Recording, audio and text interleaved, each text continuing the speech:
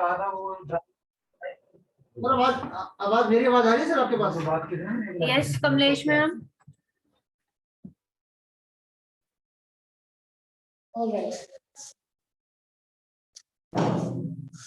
All right, my dear students, welcome back to the chemistry class. I hope today there will be no network issue. So let's begin with the chemistry topic. In our previous class, we have been discussing the thermodynamics, in which we have discussed a very new topic, which is spontaneity and the non-spontaneous process, right? The topic was very easy and very clear, but due to some reasons, we couldn't understand that very well. So in today's class, in first 4 to 5 minutes, we will start with the revision of the previous class, and then we will begin with the new topic, that is entropy. Clear? चलिए शुरू करते हैं. The very first topic is, before beginning the entropy, I would like to describe you spontaneous process or the spontaneity. Let's start.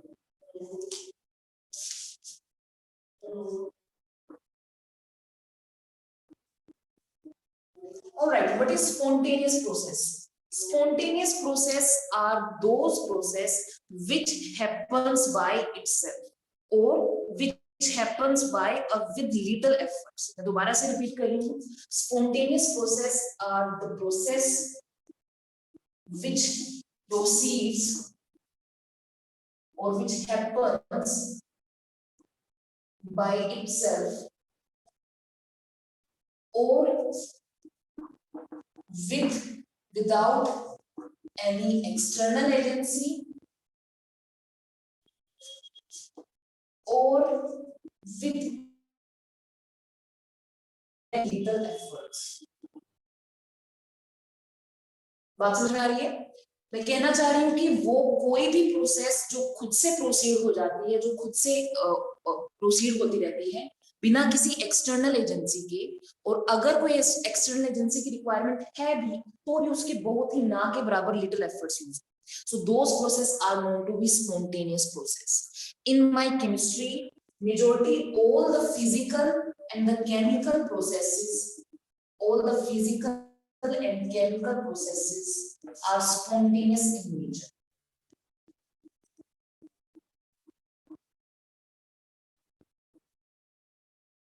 But ये depend करता है कि हमारी reaction कौन सी है और उस रिएक्शन का पेस क्या है, उस रिएक्शन की स्पीड क्या है.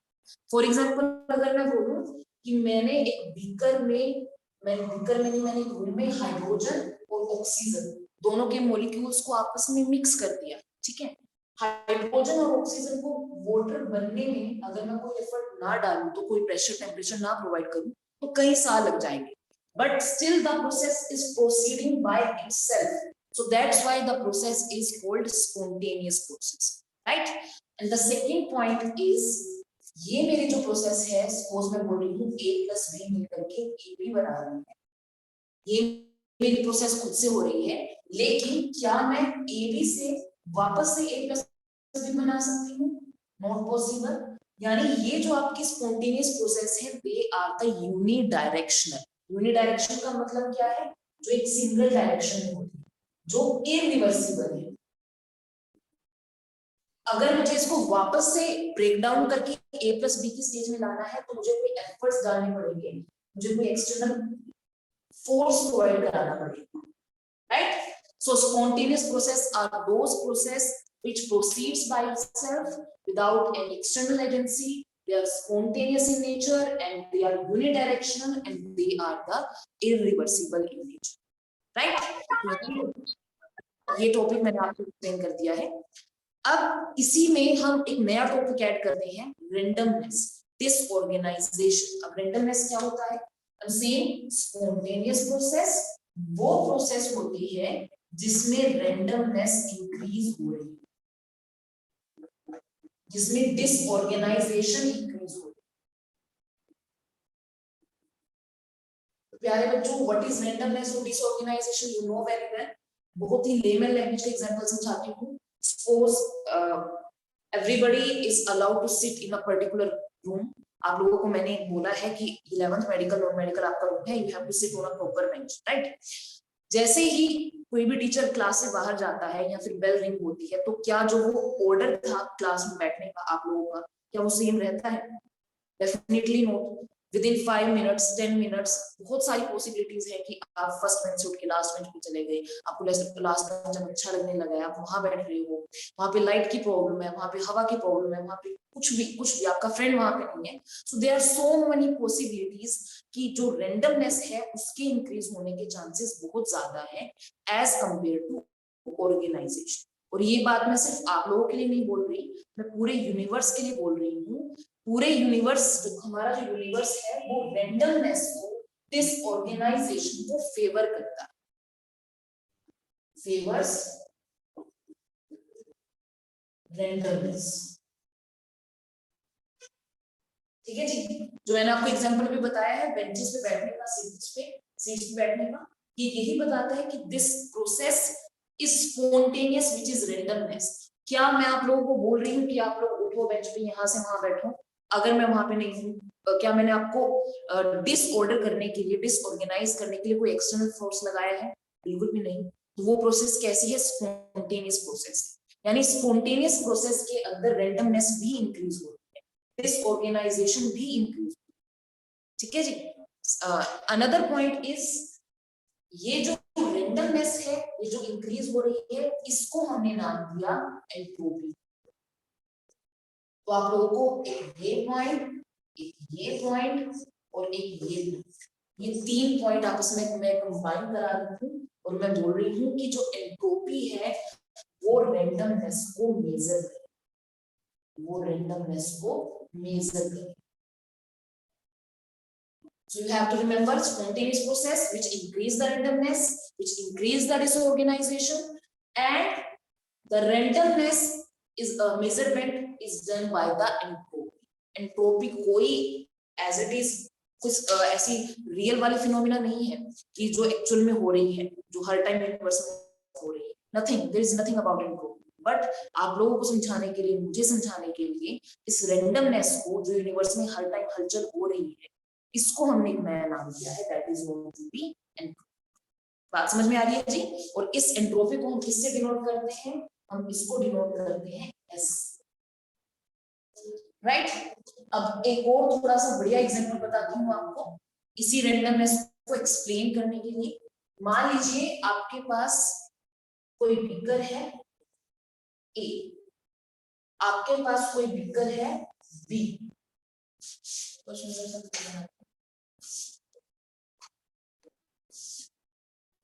आपके पास बिकर है बी और इन दोनों के बीच में हमने एक वॉल लगाई है। ठीक है, यहाँ पर ए के मॉलिक्यूल मूव कर रहे हैं और सपोज यहाँ पे बी के मॉलिक्यूल मूव कर रहे हैं।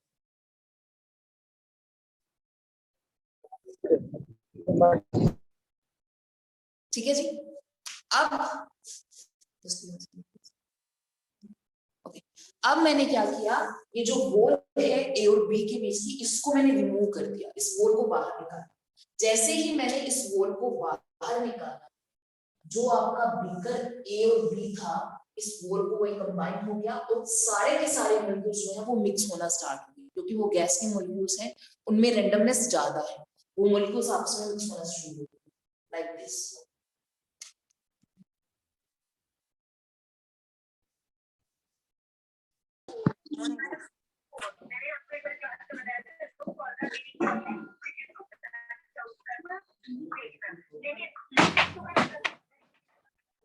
Please mute yourself. Nakul, please mute yourself.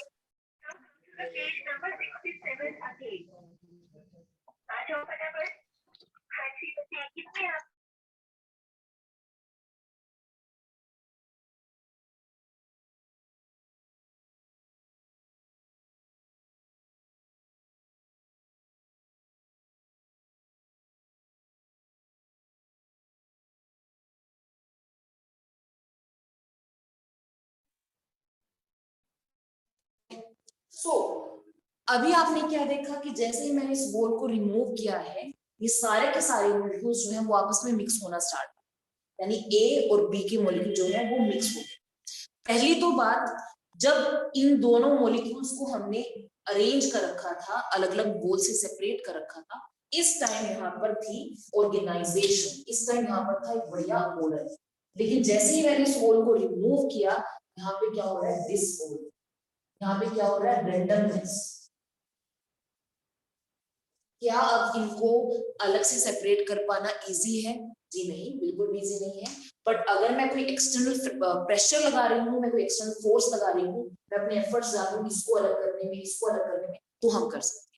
तो जब मैंने इस बोल को रिमूव किया, क्या मैंने ए मॉलिक्यूल्स को और बी मॉलिक्यूल्स को कोई प्रेशर लगाया है, कोई पुश किया है कि जाओ आपस में मीट करो? क्या मैंने ऐसे कुछ कहा है? बिल्कुल भी नहीं। वो खुद से प्रोसीड हो रहा है और वहां पे रेंडमनेस भी इंक्रीज हो रही है। तो ये जो एग्जांपल है, ये स्पॉन्टेनियस प्रोसेस का एग्जांपल है, ये रेंडमनेस का एग्जांपल है, ये इंक्रीज इन एंट्रोपी का एग्जांपल भी है। ठीक है जी। सो A plus B is becoming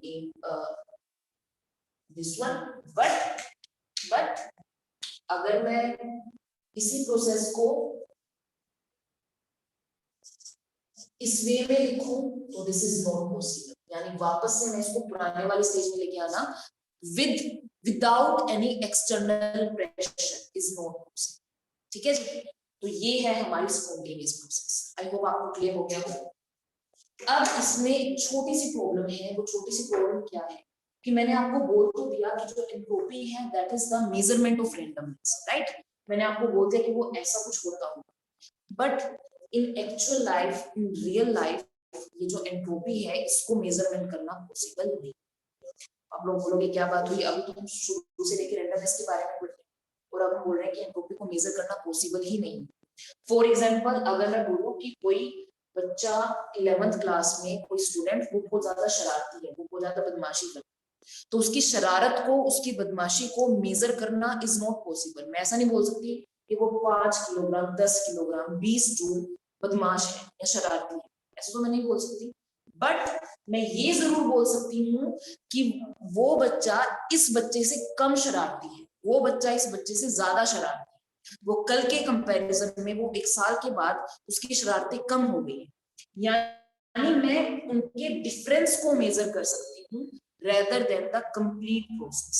Same as it is, randomness को मेजर करना पॉसिबल नहीं है, सॉरी randomness को मेजर करना नहीं, एंट्रोपी को मेजर करना पॉसिबल नहीं है, बट चेंज इन एंट्रोपी को मेजर करना पॉसिबल है।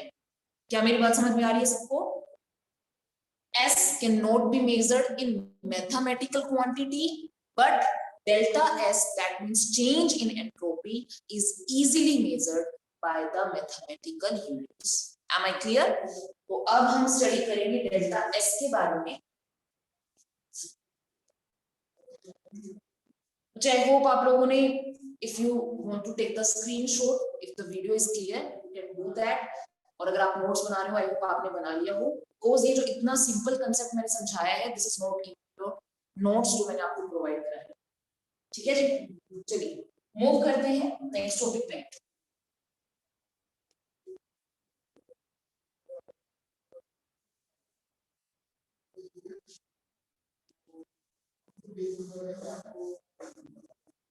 Now let's move to the measurement of change in entropy, that is delta S. क्या mention कर रही हूँ जी? I'm mentioning S cannot be measured. S का मतलब क्या है जी? Entropy. Entropy cannot be measured, but change in entropy, change in entropy can be measured. That means delta S. और जो आपका डेल्टा S है वो एक्चुअल में है क्या? This is S final minus S initial. ये आपका इनिशियल है जी, ये आपका फाइनल है। फाइनल में कितनी डिसऑर्डरनेस है, फाइनल में कितना रेंडमनेस है वो मेजर किया है, और इनिशियल में कितना है वो मेजर किया है। उन दोनों को सब्ट्रैक्ट किया, that is the delta S। ठीक है, S final minus S initial, right? Another point is, ये जो आपका S फाइनल और S इनिशियल है, इसको अगर मैं केमिकल रिएक्शन के लिए बोलना चाहूँ, for chemical reactions, it would be delta S equals to S product minus S reactant. बिल्कुल ठीक बात है जी, कॉमन सेंस वाली बात है। दिस इज योर प्रोडक्ट या फिर this is your final result. इसमें से मैं इनिशियल को माइनस कर रही हूँ या प्रोडक्ट में से मैं रिएक्टेंट को माइनस कर रही हूँ, एक ही, ठीक है जी। So this is how we can calculate delta S. But मैं ये बात आपको बार बार बोल रही हूँ, हम सिर्फ उसको कंपेयर कर सकते हैं, हम सिर्फ उसको कंपेयर कर सकते हैं। फॉर एग्जाम्पल आपके पास एक बहुत ही बढ़िया सा क्वेश्चन है on your page number 6.9, page number 177, NCERT index question 6.9। उसका फर्स्ट क्वेश्चन आपको दिया गया है, a liquid crystallized into a solid, a liquid crystallized into a solid। ये करने से पहले मैं आपको छोटी सी बात बताना होगी, वो मैं बता दूंगी। बच्चे अभी हमने स्पॉन्टेनियस प्रोसेस के बारे में पढ़ा, जिसमें हमने ये पढ़ा कि स्पॉन्टेनियस प्रोसेस वो है जो रैंडमनेस को मेजर करता हो, ठीक है, जो रैंडमनेस को फेवर करता है, जिसमें रैंडमनेस इंक्रीज होती है। और दूसरी बात हमने पढ़ा कि हमारा जो एंट्रोपी है, जो एस है, वो रैंडमनेस के बारे में हमें बता, ठीक है। यानी क्या मैं बोल सकती हूँ स्पॉन्टेनियस प्रोसेस के लिए मेरा delta S must be greater than 0। क्या मैं बात बोल सकती हूँ? फॉर स्पॉन्टेनियस प्रोसेस, बहुत ही ज्यादा important point, for spontaneous process delta S must be greater than 0। Delta S is your positive. ये पॉजिटिव आ रहा है तभी तो मैं बोल सकती हूँ कि हाँ हमारा जो स्पॉन्टेनियस प्रोसेस है उसके अंदर रैंडमनेस इंक्रीज हो, ठीक है जी। For spontaneous process delta S is greater than 0, delta S is very very right. अब क्वेश्चन करने की कोशिश करते हैं। On your page number 6. Question number 6.9. The question is a liquid crystallized into a solid. You have to mention whether entropy is increasing or decreasing. आपको बताना है कि एंट्रोपी के ऊपर क्या इफेक्ट पड़ रहा है। क्वेश्चन को ध्यान से समझो। उसने क्वेश्चन में मेंशन किया है एंट्रोपी के ऊपर क्या इफेक्ट पड़ रहा है, वो इंक्रीज हो रही है, डिक्रीज हो रही है। दैट मीन्स हम यहाँ पर उसको कंपेयर कर रहे हैं। हमने ये नहीं बोला कि एंट्रोपी यहाँ पे कितनी होगी, हम उसको कंपेयर करने की कोशिश कर रहे हैं। That how would you compare, how would you explain the change in entropy from a liquid to a solid, right. तो इसको बताने की कोशिश कीजिए। हमारे पास है लिक्विड और ये सॉलिड में जा रहा है जी, स्लाइड हो रहा है, मतलब इसको हम फ्रीज कर रहे हैं। इसके बारे में सोचिए, थोड़ा सा समझने की कोशिश कीजिए क्या हो सकता है, क्या हो सकता है जब हम रिएक्टेंट से प्रोडक्ट की तरफ मूव कर रहे हैं, जब हम इनिशियल स्टेट से फाइनल स्टेट की तरफ मूव कर रहे हैं, हमारी एंट्रोपी पर क्या इफेक्ट पड़ता है। बस सोचने की कोशिश कीजिए, बताइए क्या हो सकता है।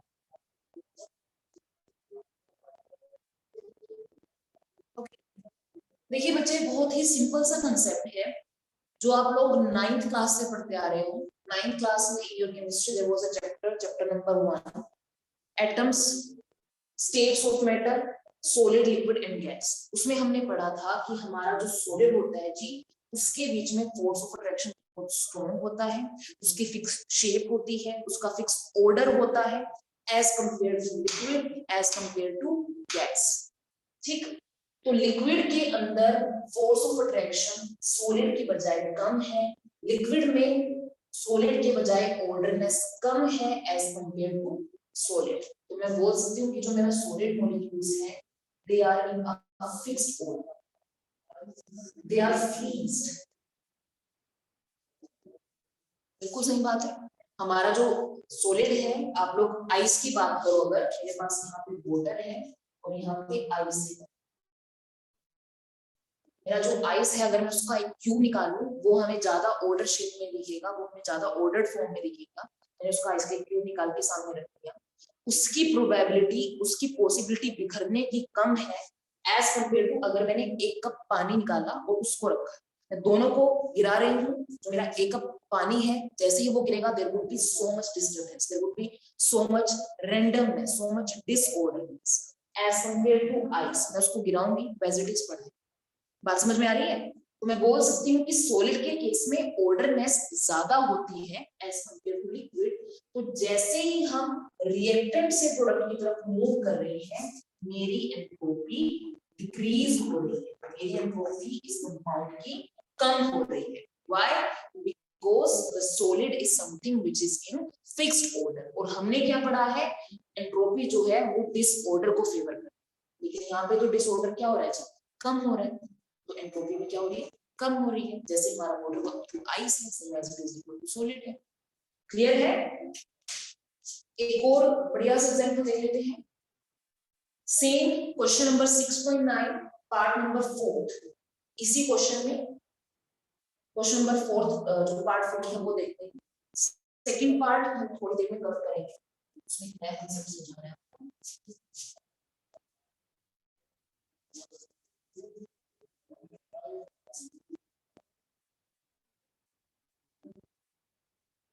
जी, I hope you getting my points. क्या समझाने की कोशिश कर रही हूँ, बहुत ही सिंपल और बहुत ही फिजिकल कंसेप्ट। फिजिकल कंसेप्ट मतलब जो आप डेली लाइफ में सीख सकते हो, समझ सकते हो, वो वाला कंसेप्ट। नोट कि इसमें कोई मैं फिजिक्स ऐड कर रही हूँ, कोई केमिस्ट्री के रिएक्शंस ऐड कर रही हूँ, बहुत ही सिंपल सी पॉइंट है कि कैसे कैसे क्या हो रहा है आपके यूनिवर्स में, उसको हम स्पॉन्टेनियस एंट्रोपी से जोड़ करके बोलते हैं। ठीक है?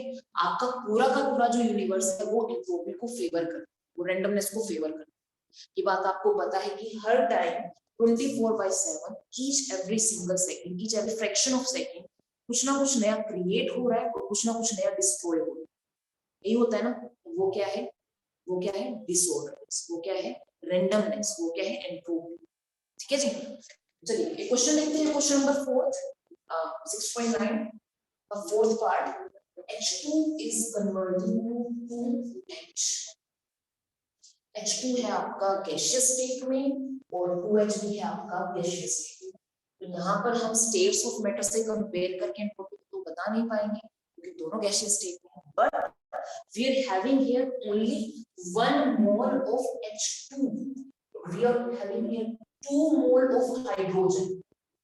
तो 1 से 2 मोल में इंक्रीज हो रहा है, नंबर ऑफ मोल्स इंक्रीज हो रहे हैं, नंबर ऑफ पार्टिकल्स इंक्रीज हो रहे हैं। नंबर ऑफ पार्टिकल्स के इंक्रीज होने की वजह से रैंडमनेस भी इंक्रीज हो जाएगी।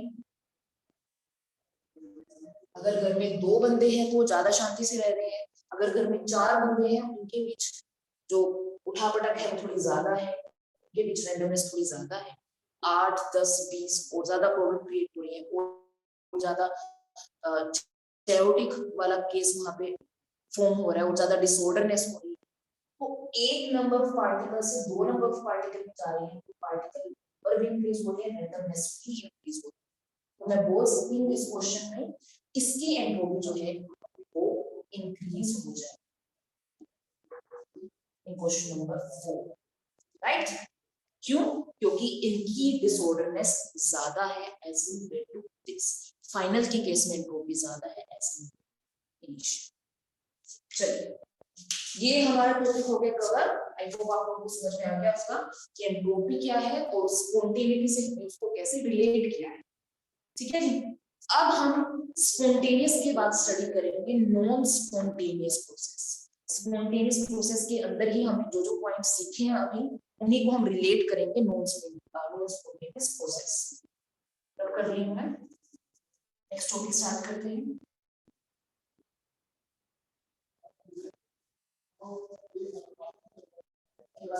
अभी लिखा है बोलते हैं कि स्पॉन्टेनियस प्रोसेस में delta S positive.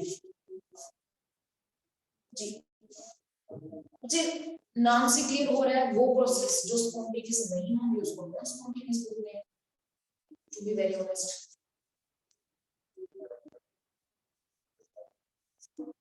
Spontaneous process में आपका क्या था,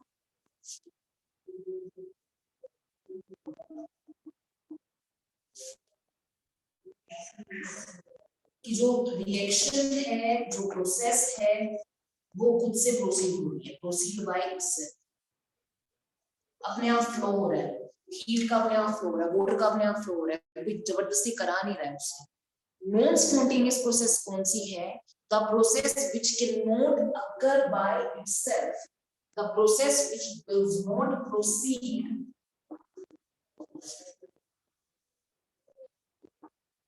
or which does not occur or which does not happen by itself. मैं ऐसा नहीं बोल रही हूँ कि प्रोसेस होती ही नहीं है, प्रोसेस हो रही है, बट ये खुद से नहीं हो रही है, हमें इसके लिए कोई एक्सटर्नल प्रेशर, कोई एक्सटर्नल फोर्स प्रोवाइड कराना पड़ रहा है। तो मैं बोलूंगी the process which does not proceed or occur by itself but can be proceed with the help of external force. For example आप लोगों को अगर पढ़ने की मैं बात करूं, वो स्पॉन्टेनियस नहीं है ज्यादातर में से, उसके लिए घर वालों की डांट और हमारी डांट की जरूरत पड़ती है, एक एक्सटर्नल फोर्स की जरूरत पड़ती है, आप लोगों को पुश करना पड़ता है कि पढ़ लीजिए है ना। So that is a non spontaneous process. समझ में आ रही है बात? यानी वो प्रोसेस जो खुद से नहीं हो रही है, ऐसा नहीं बोल रहा कि वो हो ही नहीं रही है, लेकिन उसको कराने के लिए एक्सटर्नल फोर्स की रिक्वायरमेंट, ठीक है जी। So first point is reaction proceed with the help of external force. Second point था स्पॉन्टेनियस प्रोसेस के अंदर हमने पढ़ा था रेंडमनेस इंक्रीज हो रही थी, डिसऑर्डरनेस इंक्रीज हो रही थी, डेल्टा एस मेरा पॉजिटिव हो रहा, बट इस केस में मेरा डेल्टा एस कैसा है भाई, नेगेटिव है। डेल्टा एस कैसा है, लेस देन 0, यानी इसमें अगर रैंडमनेस इंक्रीज हो रही है, इसमें रैंडमनेस इंक्रीज करेगी, ठीक है जी। और मैंने आपको एक लेमन लैंग्वेज वाला एग्जांपल समझाई दिया, आप लोगों को पढ़ना वो कैसे आपका नॉन स्पॉन्टेनियस प्रोसेस, ठीक है जी। अब छोटा सा पॉइंट और पढ़ लेते हैं, जो आपकी स्पॉन्टेनियस और नॉन स्पॉन्टेनियस प्रोसेस के बारे में ये भी बताया कि क्या इरिवर्सिबल प्रोसेस। मैं नॉन स्पॉन्टेनियस के बारे में नहीं बोल रही ना, इरिवर्सिबल है या नहीं, मैं सिर्फ इसके बारे में बोल रही हूं, तो इसको डिफरेंशिएट की फॉर्म में नहीं लिख सकते। बट इसके अलावा मुझे आपको एक और छोटी सी बात बतानी, इरिवर्सिबल के केस में मैंने पढ़ लिया कि स्पॉन्टेनियस प्रोसेस प्रोसीड हो रही है, वो खुद से चल रही है, बट क्या हमारे पास कोई रिवर्सिबल प्रोसेस है और जो स्पॉन्टेनियस भी हो सकती हो, उसके लिए हमारा एंट्रोपी के अंदर क्या चेंज है? मैं क्या बोल रही हूँ, स्पॉन्टेनियस प्रोसेस इरिवर्सिबल है, डेल्टा एस पॉजिटिव है, डेल्टा एस ग्रेटर देन 0 है, नॉन स्पॉन्टेनियस है, डेल्टा एस लेस देन 0, बात खत्म। लेकिन वो प्रोसेस जो रिवर्सिबल भी हो, जो स्पॉन्टेनियस भी हो, उसके केस में आपका एंट्रोपी के ऊपर क्या इफेक्ट पड़ेगा वो समझने की कोशिश करते हैं। बहुत ही ज्यादा super important point for your examination point of view, for the competitive exam, NEET, JEE, कोई भी एग्जाम आप उठा के देख लो, ये जो मैं एक छोटी सी लाइन लिखवाने जा रही हूँ बहुत ज्यादा crucial topic is reversible spontaneous process. Excuse me, Swati ma'am. हाँ जी, Only 8 minutes are left. I'm just giving you 2 to 3 minutes more. Okay. Then we will have the reasons. All right, बच्चे, reversible spontaneous process में what we have studied.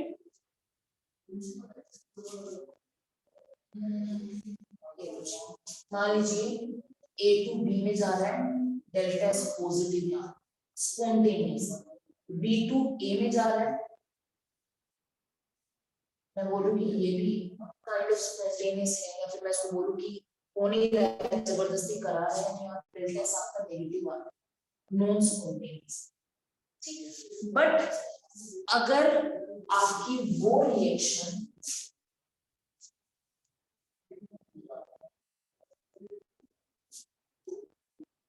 जो दोनों ही direction में spontaneous हो रही है, ए से बी जाने में भी, बी से ए जाने में, उसके केस में आपका जो डेल्टा एस है दैट विल बी 0। कोई भी कंपाउंड इनिशियल स्टेट में था, फाइनल स्टेट में गया, अपने आप से हो गया, कोई हमने फोर्स नहीं डाला, कोई हमने प्रेशर नहीं डाला, उसको कोई सुख प्राप्त नहीं हुआ, उसको कोई खुशी प्राप्त नहीं हुई, वापस से इनिशियल स्टेज पे आ गया, अब फिर भी उसके ऊपर कोई इफेक्ट नहीं पड़ रहा है, एज इट इज जैसे पहले था अभी भी वही है, कोई रैंडमनेस नहीं हुई है, कोई डिसऑर्गेनाइजेशन नहीं हुई है, कोई खुशी नहीं है उसको, तो ए से बी में जाने से या बी से ए में जाने में अगर दोनों ही प्रोसेस खुद से प्रोसीड हो रही है, अगर दोनों ही प्रोसेस खुद से स्पॉन्टेनियसली मूव कर रहे हैं, तो उसके केस में delta S very important line, बहुत ज्यादा इंपॉर्टेंट पॉइंट है ये बच्चे। कल हम एंट्रोपी की और प्रॉपर्टीज पढ़ेंगे। आज मैंने आपको जो क्वेश्चन कराए हैं difference between spontaneous and non spontaneous process, entropy क्या है, एंट्रोपी की यूनिट और उसकी प्रॉपर्टीज जो हम कल करेंगे, बहुत ही इंपॉर्टेंट टॉपिक है बच्चे, बहुत ज्यादा इंपॉर्टेंट टॉपिक है, तो please revise carefully, read carefully, and in tomorrow's class we will see another properties of entropy and some numericals, right? So this was all by my side. If there is any kind of doubt, any kind of query, please let me know, just raise your hand, we'll try to solve your doubts.